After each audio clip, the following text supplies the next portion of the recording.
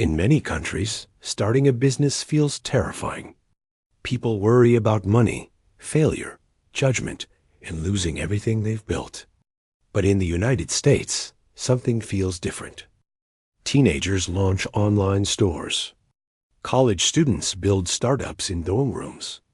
Adults quit stable jobs to chase ideas that might not work. So why does entrepreneurship feel so normal in America? Why are Americans so willing to start businesses, even when the risks are high? To understand this, we have to look beyond money and into the American mindset itself.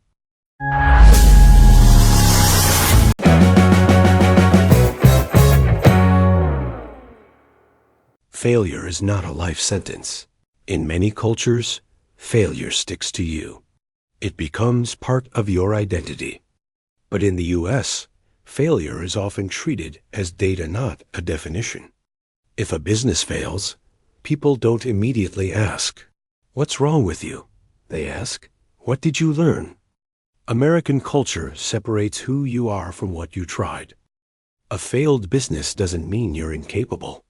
It means you tested an idea, and now you know more than before. This mindset removes one of the biggest barriers to entrepreneurship, the fear of permanent damage. When failure doesn't ruin your future, trying becomes easier. Education trains exploration, not obedience. From a young age, American students are encouraged to speak up, question ideas, and express opinions. Classrooms reward creativity, original thinking, debate, initiative.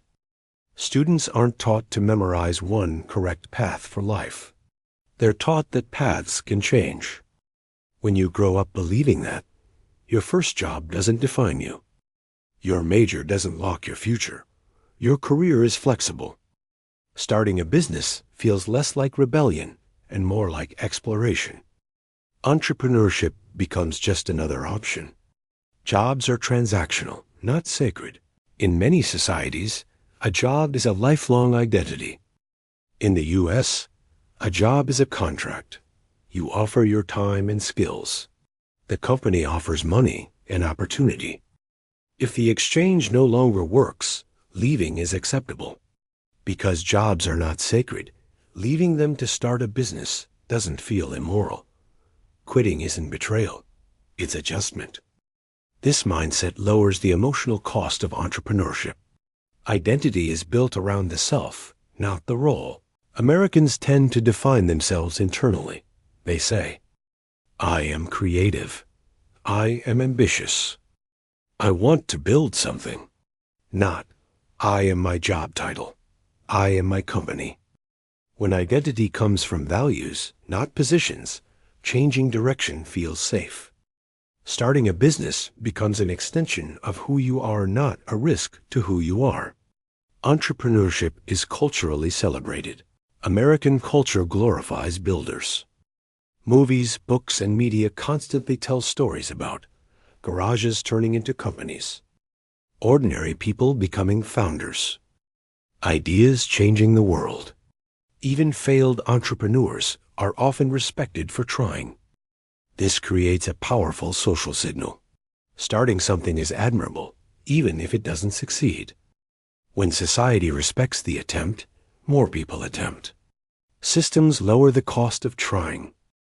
Beyond mindset, practical systems matter. In the U.S., starting a business is legally straightforward. Bankruptcy laws allow recovery. Side hustles are socially accepted. Investors expect risk. Entrepreneurship doesn't require burning every bridge. You can try small. You can fail quietly. You can restart. This reduces the perceived danger of beginning. Personal freedom makes entrepreneurship logical. At the core of American culture is one idea. Your life is yours to design. If freedom means choice, then entrepreneurship becomes a natural expression of that freedom. Starting a business isn't reckless. It's consistent. Consistent with independence, self-determination, personal responsibility. When people believe they control their own outcomes, they are more willing to create them. In many places, Entrepreneurship is blocked by fear of shame, rigid social expectations, high consequences for failure, limited second chances. In the U.S., the opposite is often true. The culture doesn't ask, "Why would you do that?" It asks, "Why not try?" Americans aren't braver by nature. They're shaped by a system and mindset that make entrepreneurship feel ordinary. When failure is acceptable, when identity is flexible, when freedom is central, starting a business doesn't feel extreme. It feels logical. That's why in America, entrepreneurship isn't just for the bold. It's for anyone curious enough to try.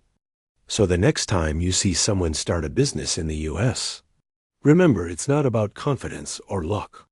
It's about a culture that teaches people one powerful idea: you're allowed to try.